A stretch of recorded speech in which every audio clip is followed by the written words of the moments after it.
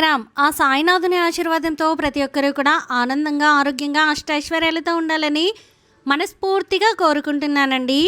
అనంతకోటి బ్రహ్మాండ నాయక రాజాదిరాజా యోగిరాజా పరబ్రహ్మ శ్రీ సచ్చిదానంద సద్గురు సాయినాథ్ మహారాజుకి జై.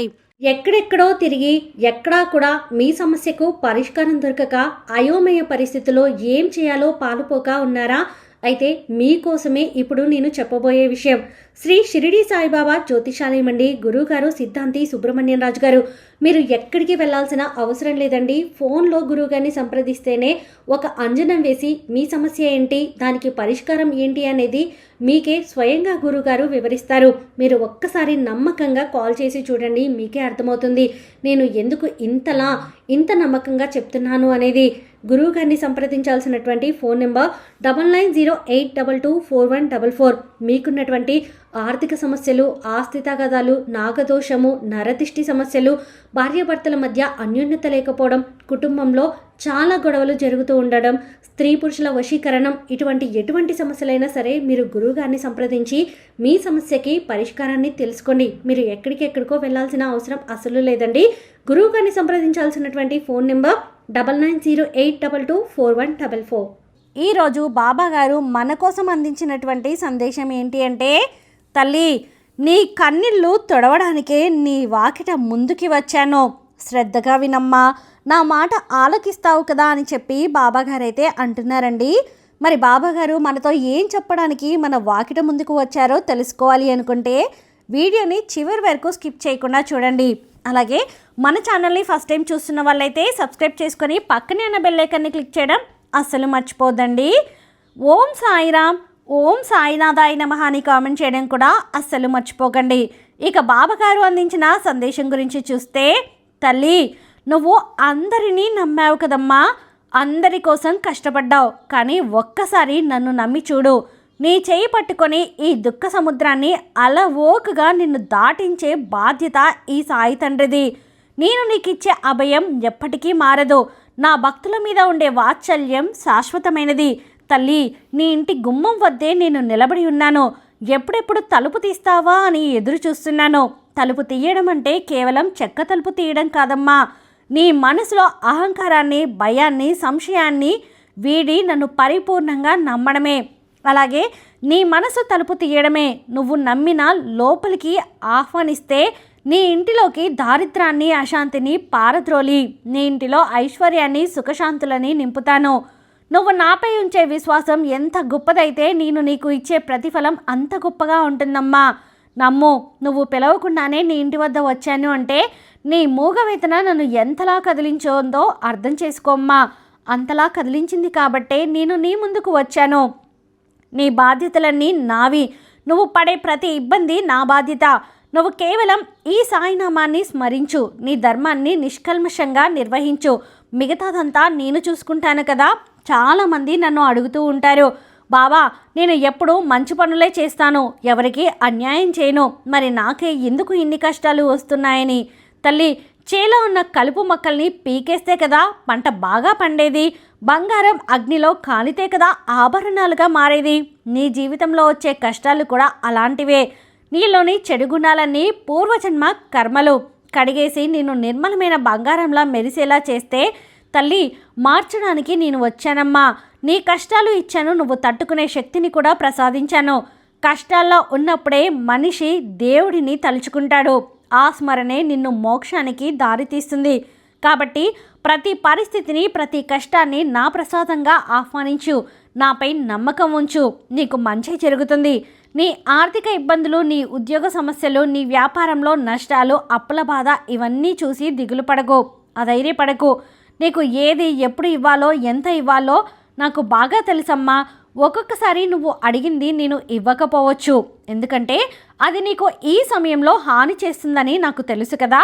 నీకు మేలు చేసే వాటినే కదా నేను అవసరమైన దాన్నే కదా ఇస్తాను. ఓర్పు వహించు. నాపై నమ్మకంతో, శ్రద్ధాసబురితో ఉండు. సరైన సమయం వచ్చినప్పుడు నువ్వు ఊహించిన దానికంటే అద్భుతమైన సంపదను, విజయాన్ని నీ జీవితంలో నీకు అందిస్తాను. నువ్వు కష్టపడి ప్రసాదించే ప్రతి కష్టం నా ఆశీస్సులు ఉంటాయి. మరవకు, నేను నిన్ను ఆకలితో అలమటించనివ్వను. తల్లి, నీ ఆరోగ్యం గురించి చింతించకు. అనారోగ్యం వచ్చిందని అధైర్యపడకు.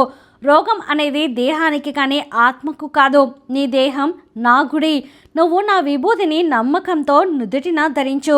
నీ రోగాలన్నీ మటుమాయమైపోతాయి. నేనే వైద్యునని, నేనే నీకు శ్రేయోభిలాషినని, నేనే నీకు బంధువని, ఆప్తుని నేనే, నీకు దేవుణ్ణి, అన్నీ నేనైనప్పుడు నన్ను నమ్ముకున్న భక్తుణ్ణి నేను కాపాడకుండా ఉంటానా? దయ ఉంటే ఏ రోగమైనా నయమవుతుంది. నీ దేహమే ఒక దివ్యాలయం అవుతుంది. అందులో నేను నా రూపం కొలువై ఉంటాయమ్మా. నువ్వు పడే శారీరక శ్రమ, నొప్పి నేను చూస్తున్నాను. నీ నొప్పులను, నీ అనారోగ్యాన్ని అన్నిటినీ కూడా నా దగ్గర వదిలేసాయి. నిన్ను సంపూర్ణ ఆరోగ్యవంతునిగా మార్చే బాధ్యత నాది. భయపడకు, నేను నీ వెంట ఉన్నాను. నా అభయహస్తం నీపై ఉంది. సంపూర్ణ విశ్వాసంతో నా విభూతిని స్వీకరించు. అద్భుతాన్ని చూడు. ఈ సమాజంలో నువ్వు ఒంటరిగా పోరాడుతున్నావని, నీకు ఎవ్వరూ సాయం చేయడం లేదని అనుకోకు. నువ్వు ఎక్కడికి వెళ్ళినా, ఏ పని చేసినా నా దృష్టి నీపై ఉంటుంది. నీ నీడలా నీ వెంట నడుస్తున్నాను. నువ్వు చేసే ప్రతి పని నాకు తెలుసు కదా. అలాగే నువ్వు చేసే ప్రతి పొరపాటు కూడా నాకు తెలుసు. తప్పులు చేయడం మానవ సహజం. కానీ వాటిని సరిదిద్దుకోవడమే పశ్చాత్తాపంతో నా వైపు రావడం నీ గొప్పతనం. నీ పాపపుణ్యాల భారమంతా నేనే మోస్తాను. నీ కష్టాలను నేను కడిగేస్తాను, కర్మలను తుడిచేస్తాను. నువ్వు కేవలం నిష్కలమైన ప్రేమతో, పరిపూర్ణమైన విశ్వాసంతో నన్ను స్మరించు. నీ భారాన్ని నాపై వేయి తల్లి. నిన్ను నేను కాపాడుకుంటాను. నువ్వు ఎవరైనా విమర్శించే ముందు, ఎవరికైనా తక్కువ చేసి మాట్లాడే ముందు వారిలో నన్ను చూడడం నేర్చుకో. ఒక ఆకలితో ఉన్న ప్రాణికి, కుక్కకు, పక్షికి అన్నం పెడితే నాకు పెట్టినట్టే. నువ్వు దాహంతో ఉన్నవారికి నీళ్లు ఇస్తే అది నా దాహం తీర్చినట్లే. సేవ అంటే కేవలం గుడికి వచ్చే నా విగ్రహం ముందు హారతులు ఇవ్వడం కాదు. తోటి మనిషిని ప్రేమించడం, కష్టంలో ఉన్నవారికి సాయం చేయడమే నువ్వు చేసే ప్రతి ధర్మం కార్యం. నువ్వు చూపే ప్రతి కరుణ నీ ఖాతాలో పుణ్యంగా మారుతుంది. అది నిన్ను కాపాడుతుంది. లోకంలో అందరూ నా బిడ్డలే, అందరిలో నేనే ఉన్నాను. ద్వేషాన్ని వదిలి ప్రేమను పంచడం నేర్చుకో తల్లి. నీ జీవితం ధన్యమవుతుంది. నా కరుణకు పాత్రుడివి అవుతావు. కాలం ఎప్పుడు ఒకేలా ఉండదమ్మా. సుఖదుఖాలు చక్రం లాంటివి. ఈరోజు కష్టం ఉంటే రేపు సుఖం వస్తుంది. ఈరోజు చీకటి ఉంటే రేపు వెలుగు వస్తుంది. సూర్యుడు అస్తమిస్తే మళ్ళీ ఉదయించడానికి చీకటి తర్వాత వెలుగు ఖాయం కదా. నీ జీవితంలో ఉన్న కష్టాలు, చీకటి అతి త్వరలో నేను తొలగిస్తాను. నా దయతో నీ లైఫ్ అనేది వెలిగిపోతుంది. నువ్వు పడే వేదన ముగింపు పలిగే రోజు దగ్గరలో ఉంది. నాపై నమ్మకం ఉంచు. నా మాటపై విశ్వాసం ఉంచు. నువ్వు ఎప్పుడైతే బాబా అని అన్నీ చూసుకుంటారులే అని, నాకేం భయమని నిశ్చింతగా ఉంటావో అప్పుడే నీ సమస్యలన్నీ పరిష్కారం అవుతాయి. శ్రద్ధ, సబూరి ఈ 2 సూత్రాలు నీ జీవితంలో పాటిస్తే నీకు తిరుగు ఉండదమ్మా. ఏ కష్టమైనా నిన్ను ఏమీ చేయదు తల్లి. నువ్వు పడే మానసిక సంఘర్షణ, రేపటి గురించి నీలో ఉన్న ఆందోళన నాకు అర్థమవుతుంది. రేపు ఏం జరుగుతుందో, నా పరిస్థితి ఏంటో, నా పిల్లల భవిష్యత్తు ఏంటో అని నువ్వు కుమిలిపోతున్నావు. కానీ ఒక్కటి గుర్తుంచుకో అమ్మా, రేపటిని శాసించేది నేనే. నీ భవిష్యత్తును నేను ఇప్పటికే నిర్ణయించేశాను. అది నీకు మేలు చేసే విధంగా ఉంటుంది. వ్యర్థమైన ఆలోచనలతో నీ శక్తిని, నీ ఆరోగ్యాన్ని వృధా చేసుకోవద్దు. వర్తమానంలో జీవించు. నీ ధర్మాన్ని, నీ బాధ్యతను సక్రమంగా నిర్వహించు. ఫలితాలను నా పాదాల దగ్గర వదిలేయి. నువ్వు అడిగిన దానికంటే గొప్పగా, నువ్వు ఊహించిన దానికంటే అద్భుతంగా నీ జీవితాన్ని తీర్చిదిద్దుతానమ్మా తల్లి. ఇది నా వాగ్దానం. నా మాట ఎప్పటికీ తప్పదు. నువ్వు ఎవరికైనా సాయం చేసినప్పుడు, ఎవరికైనా దానం చేసినప్పుడు తిరిగి కృతజ్ఞతలు కోరుకోవద్దమ్మా. వారు నిన్ను పొగడాలని ఆశించవద్దు. వారు నిన్ను విస్మరించినా, నిన్ను నిందించినా బాధపడకు. నువ్వు చేసిన సాయాన్ని, నీ మంచి మనసు నేను చూస్తున్నాను కదా. నీకు వేరే ఏం కావాలి చెప్పు. ఎవరికి అన్యాయం చేయను. నీకు అంతా మంచి జరుగుతుంది. ఎవరి సొమ్ము ఆశించవద్దు. నువ్వు తినే ప్రతి ముద్ద నా భాగం ఉంటుంది తల్లి. అందులో నీతి, నిజాయితీని మాత్రం నమ్ముకో. ఇక నేను వెతికి తెచ్చి పెడతాను కదా.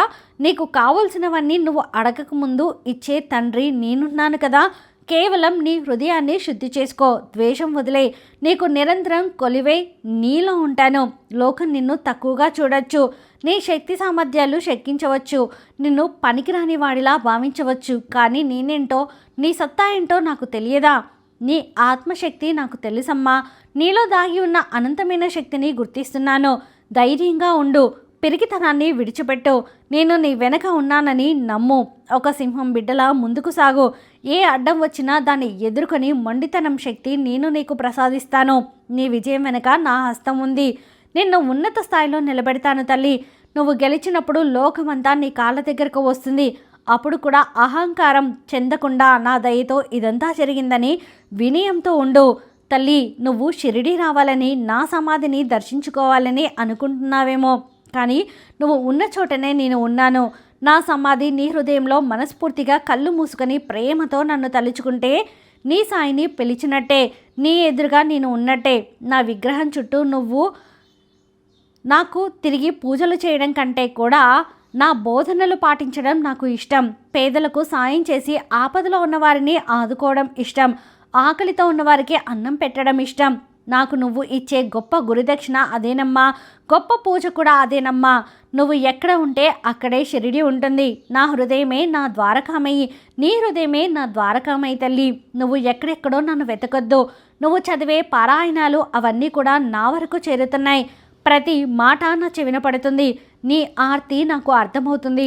ఒక్కొక్కసారి సమాధానం రావడానికి, నీ కోరిక తీరడానికి సమయం పట్టొచ్చేమో, కానీ అది రావడం మాత్రం పక్కా ఖాయం. నాపై ఉన్న భక్తి, నీ విశ్వాసాన్ని ఎప్పుడూ కోల్పోవద్దు. కష్టాలు వచ్చాయని నిందించవద్దు.